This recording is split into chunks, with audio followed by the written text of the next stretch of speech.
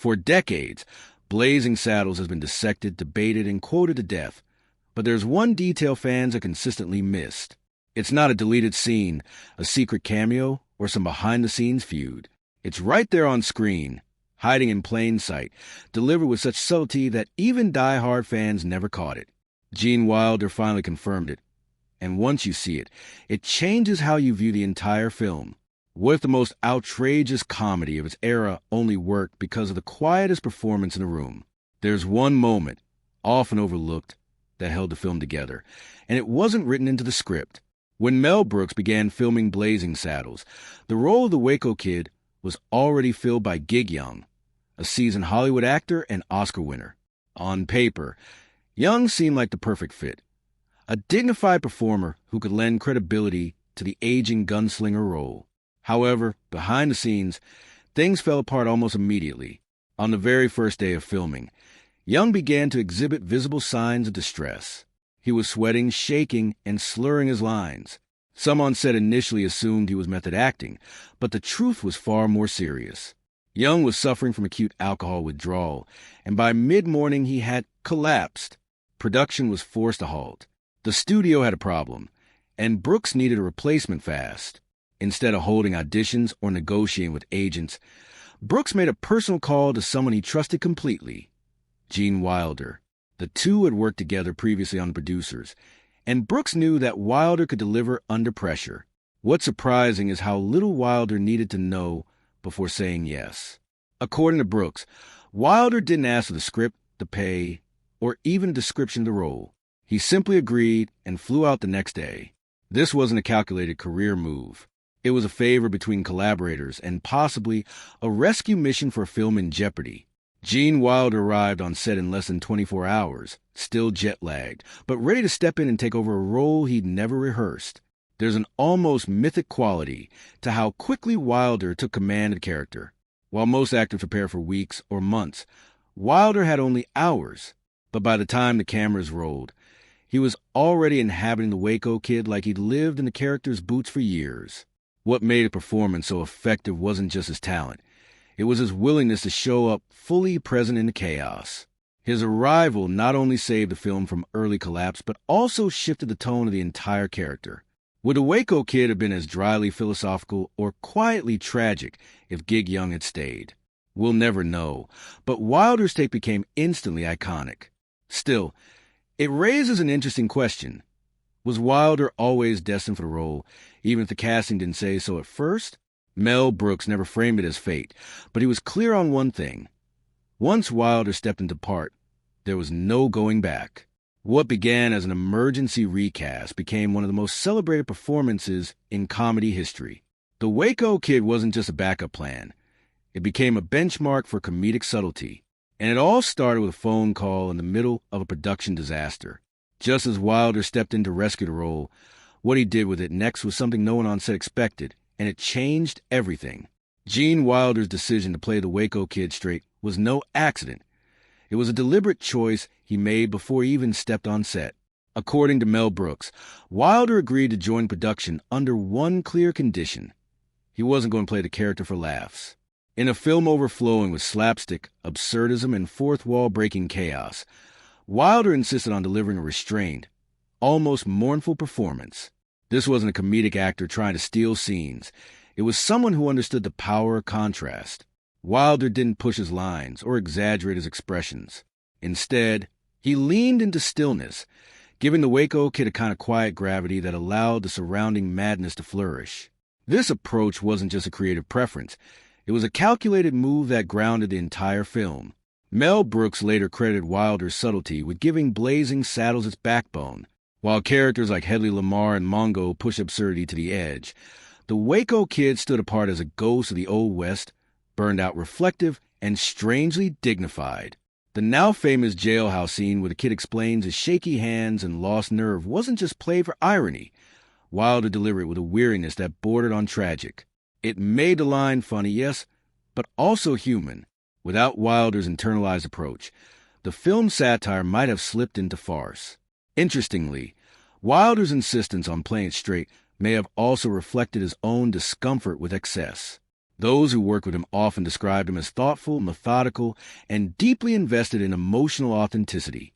In that sense, the Waco Kid became an extension of Wilder's personal ethos, an observer who didn't need to shout to be heard. Even when delivering absurd lines, his timing was precise, his tone controlled. It's no surprise that audiences often quote his lines not because they're the loudest, but because they're the most unexpected. In a movie built on punchlines, Wilder's performance was a pause that made the punchlines land harder. So, was Gene Wilder's approach a risk? Arguably, yes, in a lesser actor's hands. Playing the role with such restraint might have faded into the background. But Wilder understood something critical about comedy. Contrast enhances absurdity. By refusing to play the clown, he made everyone else's madness funnier. His stillness became the eye of the storm. That choice, calm, confident, and controlled, became a performance that continues to define the film decades later. Before Blazing Saddles hit theaters, Richard Pryor's name was closely tied to the project, not just as a writer, but as the actor originally slated to play Sheriff Bart. Mel Brooks, recognizing Pryor's raw comedic power and cultural relevance, had championed him for the role. His involvement as a co-writer was crucial in shaping the film's voice, especially its unfiltered commentary on race and power in America. But while Pryor's contributions behind the scenes remain intact, his chances of starring on-screen were abruptly cut short.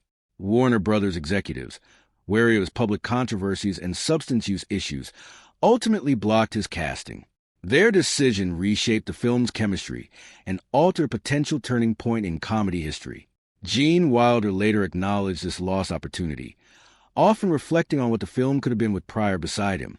The two had a proven rapport in later films like Silver Streak and Stir Crazy, where their comedic timing and contrast created some of the most memorable duos in film. Had Pryor taken on the role of Bart in Blazing Saddles, it would have marked the start of that partnership years earlier. Wilder never expressed resentment, but he did recognize how their chemistry might have shifted the tone of the film. Would the Waco Kid's quiet sadness have played differently next to Pryor's explosive wit?